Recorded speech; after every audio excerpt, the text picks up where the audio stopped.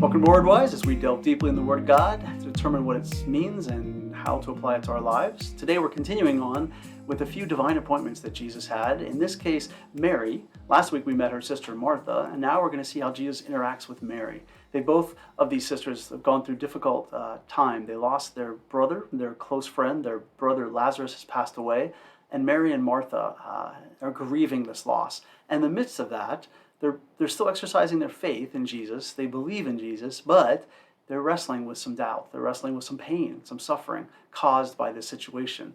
Last week we saw how Martha interacted with Jesus and how she met him outside the village and they had a powerful conversation. This week we'll see how Mary was wired very differently than her sister and how that's okay. And there isn't just one appropriate way to grieve or one appropriate way to handle it. No, it's very personal and it varies quite a bit. In this case, you'll see how Jesus meets Mary where she is and adjusts to her wiring and how God has made her to be in the situation. You'll see how that happens, and you'll see how her faith is present and real, but also how she's struggling and how Jesus adapts to that as well. So read with us John chapter 11, verses 28 through 35. The Gospel of John chapter 11, 28 through 35. Then she returned to Mary. She called Mary aside from the mourners and told her, "The teacher is here and wants to see you." So Mary immediately went to him. Jesus had stayed outside the village, at the place where Martha met him.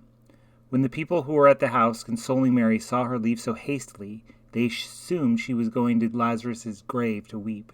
So they followed her there. When Mary arrived and saw Jesus, she fell at his feet and said, "Lord, if only you had been here, my brother would not have died." When Jesus saw her weeping and saw the other people wailing with her, a deep anger welled up within him, and he was deeply troubled. "Where have you put him?" he asked them. They told him, "Lord, come and see." Then Jesus wept. As we begin, some background is pretty important here. In Jewish society, when someone important died, or just when anyone died actually, the family would be comforted by neighbors and friends and acquaintances and all sorts of folks coming to their home and visiting in their home. The modern context, sitting Shiva, is still something that Jewish tradition involves, where people stay in their own home and neighbors and friends come to visit. They try to bury the loved one as soon as possible, and then usually for a 7-day period, the family receives visitors and guests to come and comfort them and help them in their grieving and their mourning. So that's what Mary and Martha would have been doing. They were in their home and they were receiving many visitors. Because Bethany was only 2 miles from Jerusalem and Lazarus was a significant citizen in this area, they had been receiving many people and many guests had come to mourn and grieve over this loss. Martha was able to step away from that. Martha, kind of being more the practically wired, logically wired person, decided to go leave the home and go meet Jesus outside the village. She had the interaction that is in verses 21 through 27, and then she returns to the home to get her sister Mary. For Jesus had been good friends with all 3 of these siblings, Lazarus, Mary, and Martha, and now he's asked to spend some time talking to Mary after his interaction with Martha. So Martha returns to the home to get her sister, and her sister has been in this home with all these mourners, with all these people coming to help her grieve and to talk about Lazarus and cry and mourn together. And so when she gets up quickly to leave, all of the visitors get the impression that she's going to the grave. And it's their job to kind of not let her be alone. And so they're going to go grieve and mourn with her at the gravesite. And so unfortunately, she doesn't able to sneak away by herself. She's followed by a lot of these friends and neighbors and acquaintances who follow her as she leaves the home. I love when she meets Jesus because she approaches Jesus and he's in the same spot where Martha had interacted with him. And if you remember that passage just before this one with Martha, Martha stood and Jesus and her had a conversation. Rational, logical, back and forth, kind of a spiritual conversation. Ended up with a very strong assertion by Martha that she believed in Jesus. Her faith was declared very openly and strongly. And she's wired to be able to do that, even in the midst of her grief. That's the way some of us grieve. It's very, very rational and logical, and we can still process in a way that's kind of able to be articulated through words. Well, Martha's not wired like her sister Mary. Mary's a lot different. Mary's more wired to be emotional, because what does she do when she approaches Jesus? She throws herself at Jesus' feet. She worships in a way that is emotional and powerful, and she throws herself at Jesus' feet and she cries out to Jesus. And you notice what she says though. She starts by saying, "Lord," once again, reminding herself and Jesus that she believes, she has faith. Lord, she says, if you had only been here, my brother would not have died. Does that sound familiar? It's the same words that were used just earlier by Martha. The same phrase. I don't think that's accidental. I think it's because they're both struggling with this reality. Where faith exists, where Mary and Martha have faith, but there's doubt there too. There's doubt that's affected by the pain and the grieving and the loss and the mourning. So Mary cries out in that pain, Lord, if you'd only been here, my brother would not have died. In other words, why weren't you here? Why didn't you do something? I wanted you to help my brother, save my brother, and you didn't come. And there's a lot of confusion, a lot of doubt there.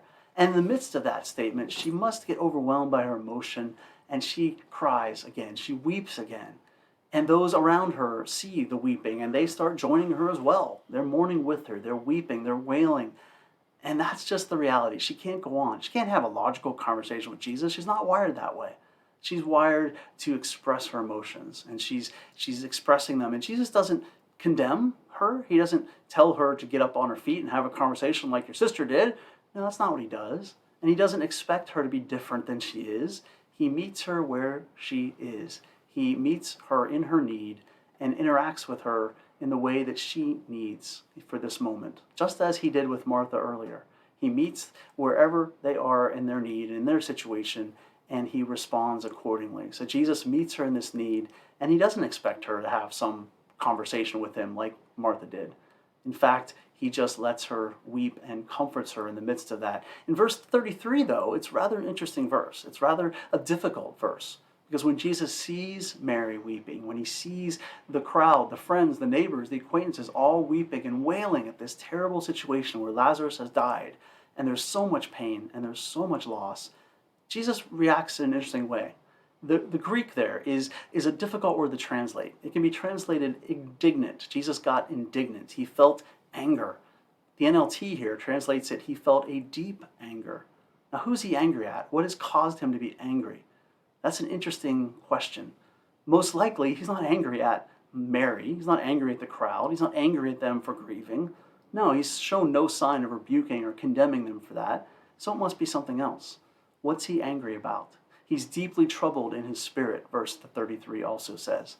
It's because Jesus is troubled and angry at death, at the cost that death brings, at the suffering and the pain that death causes. He knows that death was not part of the original design, that God did not originally intend there to be death in his creation, that human sinfulness, human sin brought death into the equation. And ever since then, death has wrought a terrible toll on humanity. How difficult and painful it is to love those that we love and then to lose them to death. And over again, death wounds us severely and grievously and causes us so much pain. And Jesus looks at the pain that is being experienced by Mary and the others, and he knows that death is the ultimate enemy. And I think he also knows that he's soon going to defeat that enemy, that he's soon going to overcome that ultimate enemy of humanity.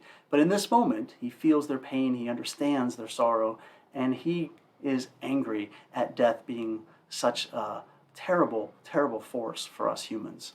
And then he says to them, where have you put him? Asking essentially, where is Lazarus? We're going to go to the graveside, because he's about to give them a reason to celebrate.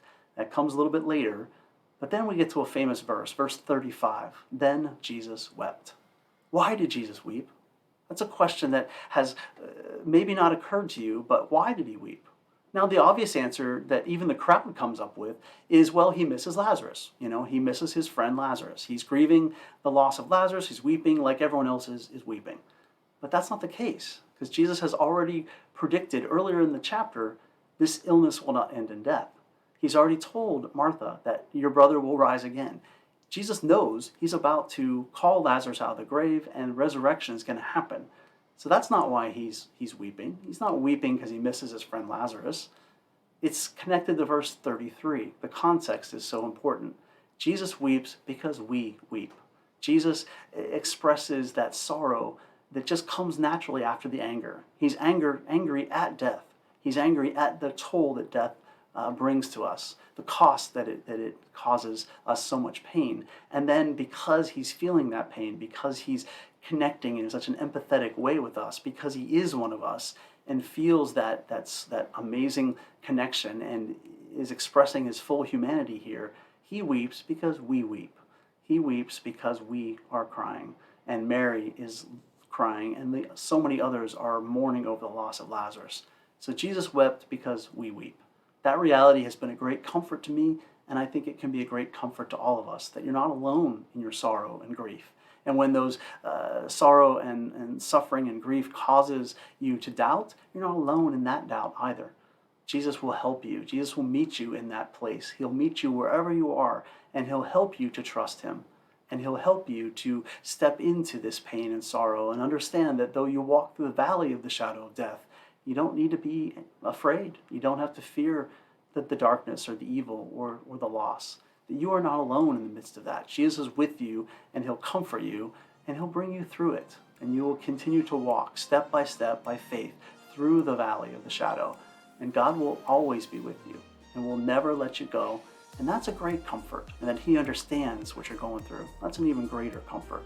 So Jesus meets Martha and Mary in these difficult situations, and through these divine appointments, he helps them to continue to walk by faith, to address and deal with their doubts and their sorrow and their grief directly, but to not get stuck in those places. No, to begin to trust even more so the Messiah that's with them, present with them right now.